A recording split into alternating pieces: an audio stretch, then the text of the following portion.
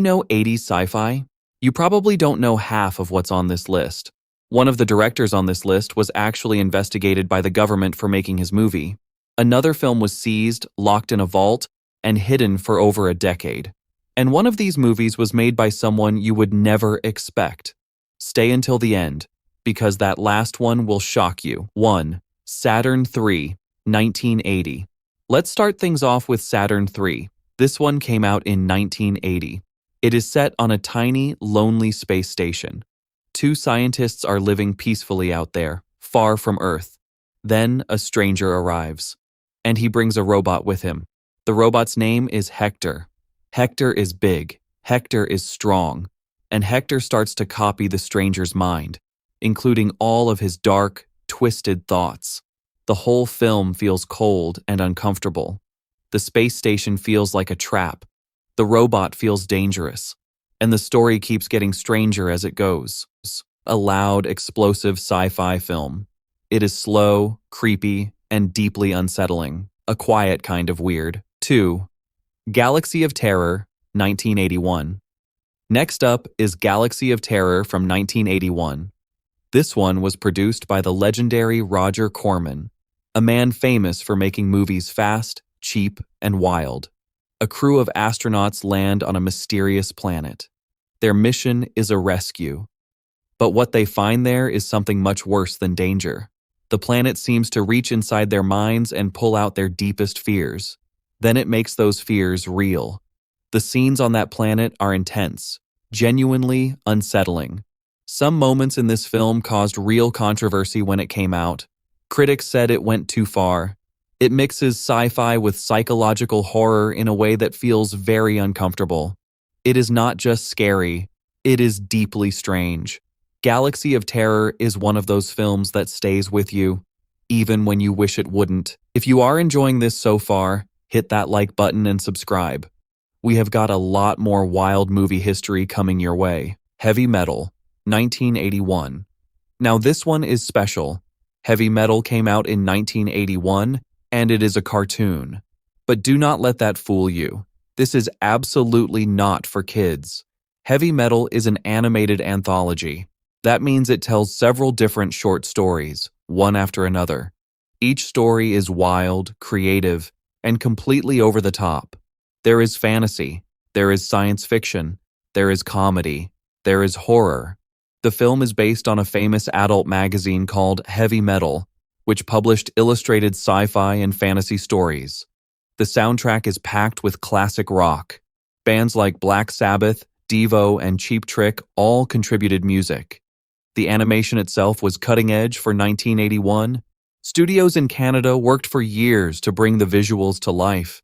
It was one of the first animated films to be officially rated R, a full-on adult cartoon, decades before that became common. 4. Altered States, 1980. Altered States came out the same year as Saturn III, 1980, but it could not be more different. This film follows a scientist named Eddie. Eddie is brilliant. He is also reckless. He becomes obsessed with one question: what is the most basic, primitive version of the human mind? To find out, he starts using a sensory deprivation tank. That is a dark, silent chamber filled with water where you float alone with your thoughts. Then he adds powerful hallucinogenic substances to the experiment. The results are terrifying. Eddie starts to change, not just mentally, physically. His body begins to transform. The film uses wild, surreal visuals to show the inside of his mind during these experiments. Director Ken Russell was known for bold, chaotic filmmaking. He delivered exactly that here. Altered States asks a huge question. If you strip away everything civilization gave you, what is left? The answer in this film is disturbing. 5. Liquid Sky, 1982. Okay, this is the one that is truly unlike anything else.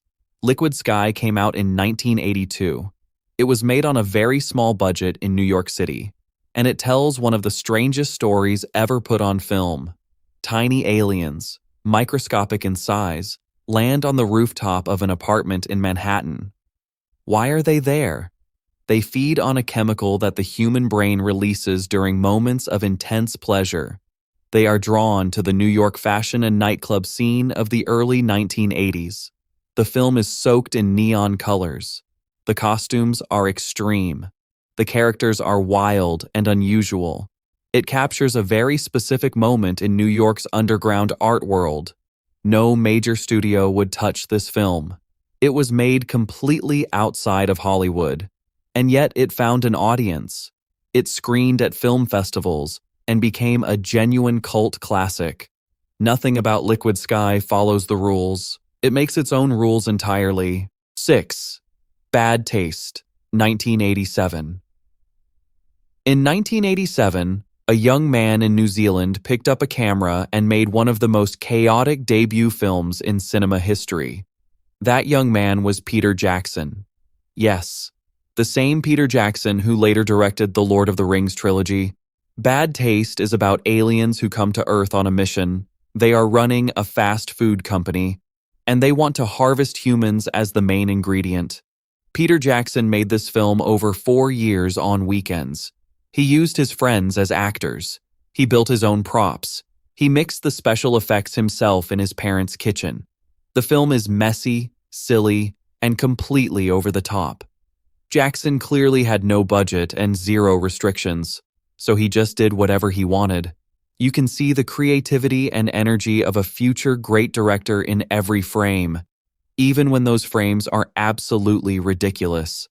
Bad Taste is proof that passion and a wild idea can make something unforgettable. 7. The Thing, 1982. In 1982, director John Carpenter released a film that bombed at the box office. Today, it is considered one of the greatest sci-fi horror films ever made. The Thing is set in Antarctica. A research team discovers something in the ice, something that has been frozen for thousands of years, something alive. The creature in this film does not look like a typical movie monster. It copies other life forms. It can look like a dog, a person, or anything it has come into contact with. No one on the team knows who or what they can trust. The special effects in The Thing were done entirely by hand, using practical materials. No computers, no digital effects. Artist Rob Bottin worked so intensely on this film that he was hospitalized from exhaustion before it was finished. The result is extraordinary. The transformations are shocking, creative, and completely convincing even by... The Thing is a masterclass in paranoia. It asks a simple question: what do you do when you cannot trust your own eyes? 8. Videodrome, 1983.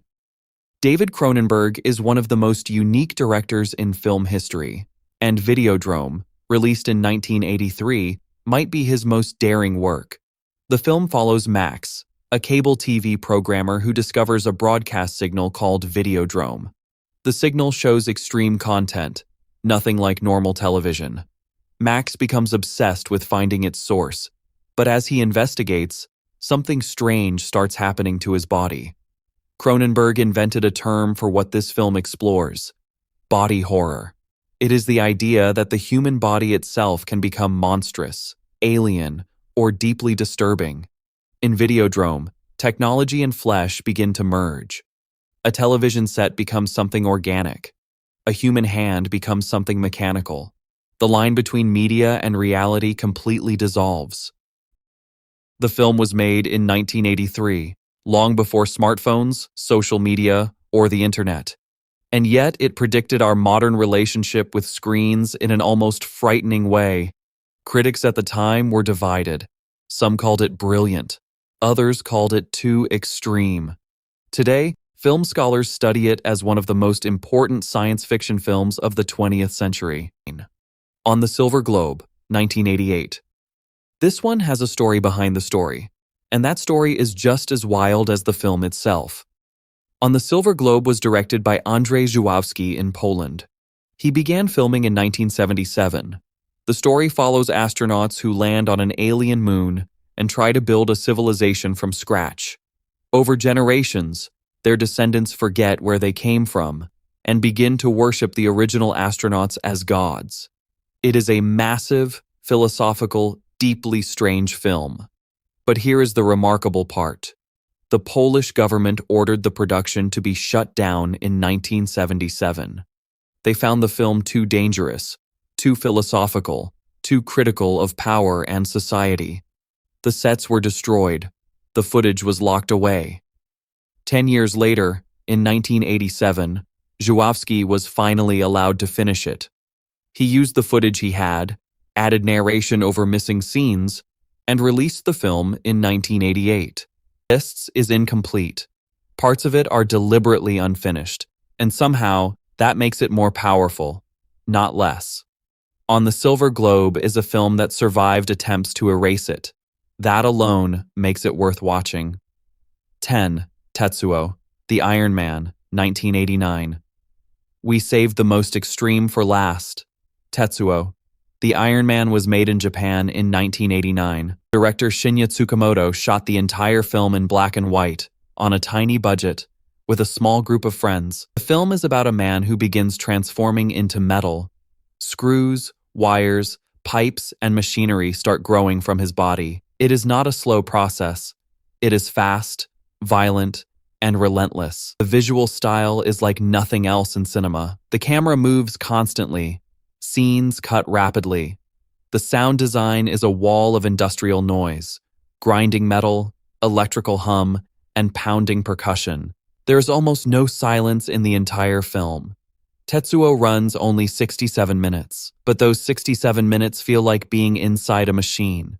The film is not comfortable. It is not meant to be. It is about industrialization, about how modern life turns people into tools, about the relationship between technology and the human body. It won the grand prize at the Rome Underground Film Festival in 1989.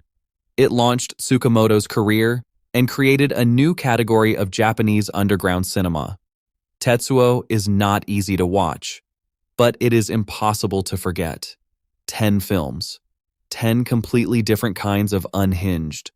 From Peter Jackson's backyard chaos to a Polish epic the government tried to destroy, the 1980s were wild for sci-fi. Drop your favorite in the comments. Like and subscribe if you want more deep dives just like this one.